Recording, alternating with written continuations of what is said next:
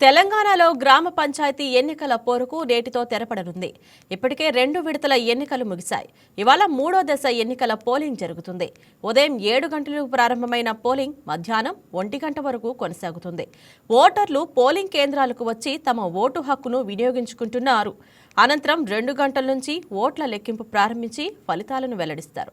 ఆ తర్వాత వార్డు సభ్యులతో సమావేశాలు నిర్వహించి ఉప సర్పంచ్ ఎన్నికలు నిర్వహిస్తారు.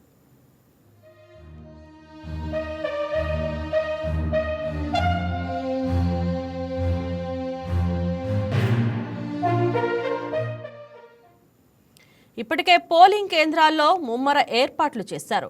ఎన్నికల కోసం 43,856 బ్యాలెట్ బాక్సులను సిద్ధం చేశారు. పోలింగ్ కేంద్రాల దగ్గర భారీగా బందోబస్తు ఏర్పాటు చేశారు.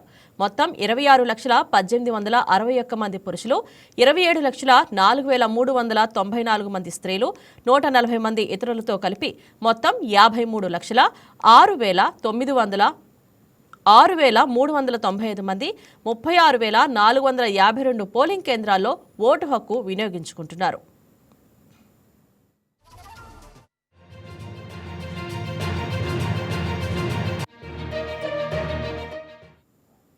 మూడో దశ ఎన్నికల కోసం 182 మండలాల్లో మొత్తం 4,159 గ్రామ పంచాయతీలకు నోటిఫికేషన్ వెలువడగా అందులో 11 సర్పంచి పదవులకు నామినేషన్లు దాఖలు కాలేదు.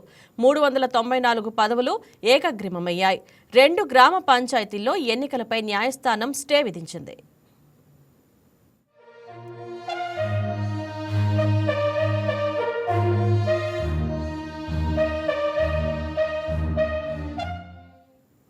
మిగిలిన 3,752 సర్పంచ్ పదవులకు 12,652 మంది పోటీ చేస్తున్నారు. 36,452 వార్డుల ఎన్నికలకు నోటిఫికేషన్ జారీ అవగా 116కి నామినేషన్లు దాఖలు కాలేదు. 7,908 ఏకగ్రీవమయ్యాయి. 18 వార్డుల్లో ఎన్నికలపై న్యాయస్థానం స్టే విధించింది. మిగిలిన 28,410 వార్డులకు 75,725 మంది బరిలో ఉన్నారు. ఈ వీడియో మీకు నచ్చినట్లయితే లైక్ చేయండి, షేర్ చేయండి, మా ఛానల్కి సబ్స్క్రైబ్ చేయండి.